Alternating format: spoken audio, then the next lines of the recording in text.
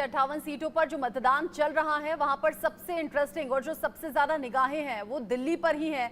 दिल्ली जहां पर सातों सीटों पर आज मतदान हो रहा है। एक तरफ बीजेपी है जो ताल ठोक रही है, जीत का दावा कर रही है, दूसरी तरफ आम आदमी पार्टी और कांग्रेस जो गठबंधन में साथ में है और एक साथ चुनाव प्रचार की जो तस्वीरें सामने आएंगी। और दिल्ली में पिछले कुछ दिन का जो घटनाक्रम रहा वो दिल्ली के इस चुनाव को और ज्यादा दिलचस्प बना रहा है। पहले अरविंद केजरीवाल का अंतरिम जमानत पर जेल से बाहर आना, फिर स्वाति मालीवाल का केस होना, साथ ही साथ कन्हैया कुमार को जिस तरीके से हमला उनके ऊपर हुआ, ये तमाम ऐसी चीजें रही। साथ ही साथ जो आरोप प्रत्यारोप चल रहा है, आम आदमी पार्टी पर जो घोटाले का आरोप बीजेपी लगा रही है लगातार और दिल्ली की जनता को बेवकूफ बनाने की बात भी, ऐसे तमाम सियासी पहलू हैं जिन पर दिल्ली के लोगों की निगाह रही, देश के लोगों की निगाह रही। फिलहाल आतिशी को आप तस्वीरों में देख रहे हैं जो पहुंची हैं मतदान करने के लिए। आज छठे चरण का संग्राम है। 8 राज्यों की 58 सीटों पर निगाहें सभी की हैं।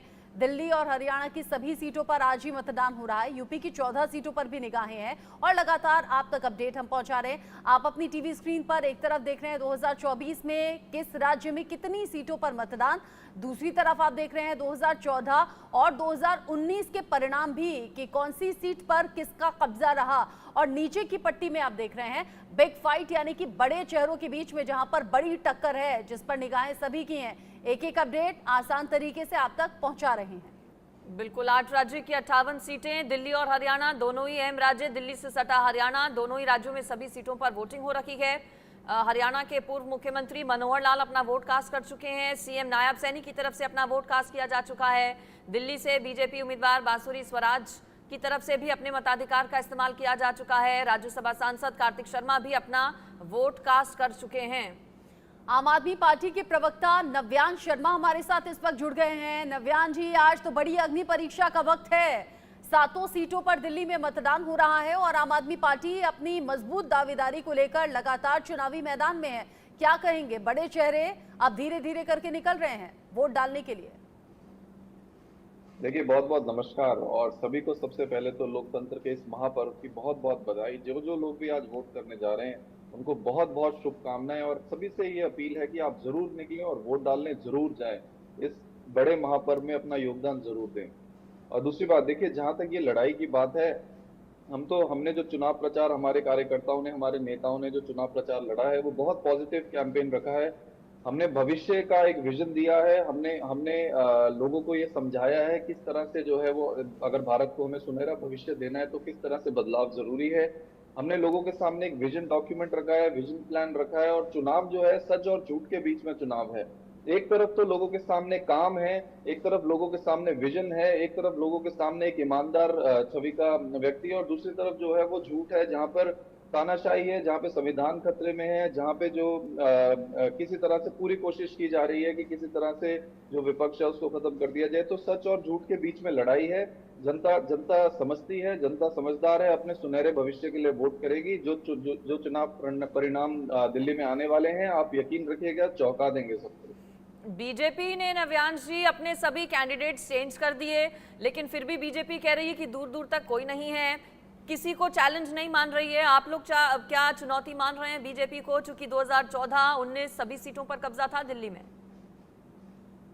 नहीं, देखिए, कोई चुनौती नहीं है। जिस दिन माननीय मुख्यमंत्री जी बिना किसी सबूत के जेल में डाल दिए गए थे, उसी दिन चुनौती खत्म हो गई थी। जनता ने देख लिया था कि किस तरह से जो है वो काम करने वाले व्यक्ति को जेल में डाला जा रहा है, उसके साथ अन्याय हो रहा है।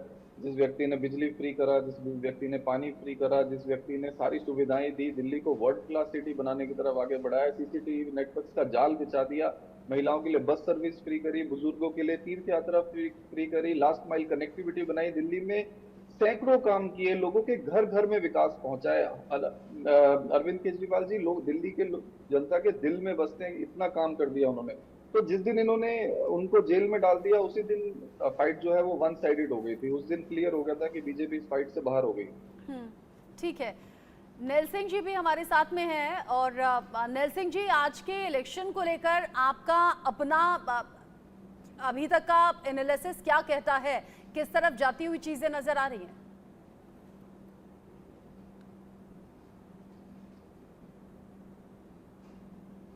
नेल सिंह जी?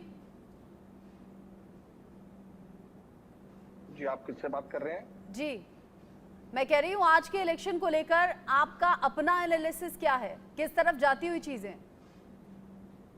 देखिए, पहले बात तो मेरा नाम आप करेक्ट कर लीजिए, मेरा नाम हरनाम सिंह है। अच्छा ठीक है, सॉरी। जी, अच्छा। दूसरा, जैसा कि आज ये छठे फेज का चुनाव है और इसमें अगर मैं कहूँ दिल्ली, हरियाणा और बाकी जो स्टेट्स के चुनाव हैं, इसमें इंडिया गठबंधन बहुत अच्छा कर रहा है। जो पहले वोट डिवाइड हुआ था पिछली बार, जैसे मैं दिल्ली की बात करूं, तो वो इस बार पूरा वोट कंसोलिडेट है। हम मिलकर लड़ रहे हैं और बहुत शानदार तरीके से दिल्ली में इंडिया गठबंधन के सातों कैंडिडेट जीतेंगे।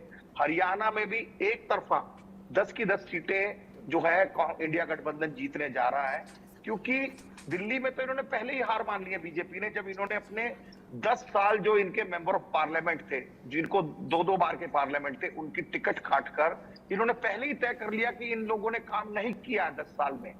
दिल्ली की जनता इन्हें हराएगी, इसीलिए इन्होंने चुनाव से पहले उनकी टिकटें लेकिन हरवंश सिंह जी, ये भी तो सच है कि पिछली बार सातों की सातों सीट बीजेपी के पास गई थी। इस बार आपका अनुमान क्या है, कितनी सीटें मिलेंगी आम आदमी पार्टी और कांग्रेस के गठबंधन को?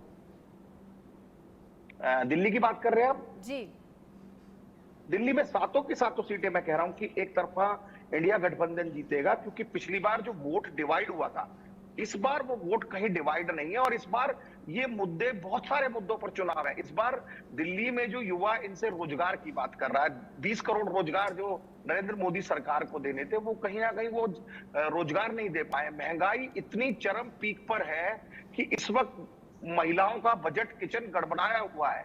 तो इन सब मुद्दों पर हम चुनाव लड़ रहे हैं, विकास के मुद्दे पर चुनाव लड़ रहे हैं। हम अपना जो न्याय पत्र लाए हैं 2024 का, जिसमें कि हमने हर वर्ग को टच किया है, उस पर चुनाव लड़ रहे हैं। और भारतीय ठीक है जनता हरमन पार्टी सिंह किस पर जी, वोट मांगी है? अपनी जीत को लेकर आश्वास सभी हैं, आप भी उसी तरह से आश्वास नजर आ रहे हैं, लेकिन नतीजों के लिए इंतजार 4 जून का करना होगा। हमारे साथ संतोष जी भी जुड़ गए, राजनीतिक विश्लेषक। संतोष जी, अगर इन 58 सीटों की बात करें जहां पर आज वोटिंग हो रही है, इस मैं सवाल आपसे करूंगी, लेकिन पहले अजय जांडियाल के पास चले जाते हैं हम, क्योंकि ग्राउंड पर जाना बेहद जरूरी है। जम्मू कश्मीर की एक सीट पर आज वोटिंग हो रही है, अनंतनाग की ये सीट। अजय, वहां पर मुकाबला कितना इंटरेस्टिंग है, क्योंकि 2019 में सबसे कम वोटिंग इसी छठे चरण में जम्मू कश्मीर में हुई थी। आज वोटिंग परसेंटेज बढ़े, इसके लिए राजनीतिक दलों की क्या कोशिशें हैं? पोलिंग बूथ पर लोगों की भीड़ दिख रही है क्या? अजय आपके पास आएंगे, लेकिन आतिशी इस वक्त कुछ बोल रही हैं, सुन लेते हैं। चेकिंग कराई जाए। अगर ऐसा होता है तो ये फ्री एंड फेयर इलेक्शंस का उल्लंघन होगा। तो हम ये उम्मीद करते हैं कि इलेक्शन कमीशन इसका संज्ञान लेगा और इलेक्शन कमीशन ऐसी किसी भी साजिश को जरूर रोकेगा। मैम, एलजी बोल रहे हैं कि ये तो झूठे आरोप हैं और जो आरोप लगाए हैं आम आदमी पार्टी ने, इस पर कार्रवाई वो करेंगे आगे। देखिए, आज पता चल जाएगा, आज पोलिंग का दिन है, दूध का दूध पानी का पानी हो जाएगा। ऑलरेडी कुछ एरिया से ऐसी खबरें आ रही हैं कि कुछ एरियाज़ में बहुत दूर बैरिकेड्स लगाए जा रहे हैं। तो अगर एलजी साहब ने ऐसा नहीं किया है, दिल्ली पुलिस ने ऐसा नहीं किया है, तो हमें भी पता चल जाएगा कि ऐसा कुछ नहीं है। लेकिन अगर पता चलता है कि दिल्ली के एरियाज़ में जहाँ पर इंडिया गठबंधन के स्ट्रॉन्ग होल्ड्स हैं, वहाँ पर वोटिंग स्लो हो रही है, वहाँ पर पुलिस ज़्यादा परेशान कर रही है, तो फिर हम चाहेंगे कि इलेक्शन कमीशन इसमें ज़रूर इंटरवीन करे, क्योंकि फ्री एंड फेयर इलेक्शंस लोकतंत्र का आधार है। एक सवाल ये है ma'am, free and fair election की बात आतिशी कहते हुए और वहां व्यवस्थाओं को लेकर कुछ सवाल उठा रही हैं। साथ ही कह रही हैं आज तो वोटिंग का दिन है, साफ हो जाएगा कि दिल्ली की जनता आखिर किसे चुनती है। हालांकि आम आदमी पार्टी और कांग्रेस बहुत ज्यादा कॉन्फिडेंट इस बात को लेकर कि सातों की सातों सीटें हम जीतेंगे। उधर बीजेपी का भी ऐसा दावा है। संबित पात्रा कुछ बोल रहे हैं, एक बार सुन लेते हैं। कहीं देरी होउछि मोर बूथ हुई एटा मो बूथ निज बूथ सेठी बेठी कहीं देरी होउछि से विषय हमको चिंता करे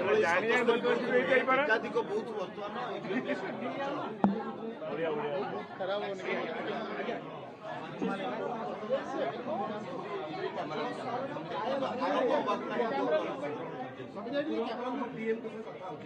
ओडिशा के पुरी से बीजेपी कैंडिडेट हैं संबित पात्रा, जिनके लिए प्रधानमंत्री नरेंद्र मोदी ने खूब चुनाव प्रचार भी किया था। बीजेपी के बड़े फेसेस पहुंचे थे, रोड शो किया था। संबित पात्रा ने भी चूंकि अपने मत का इस्तेमाल किया है, कुछ बोल रहे हैं, एक बार सुनेंगे।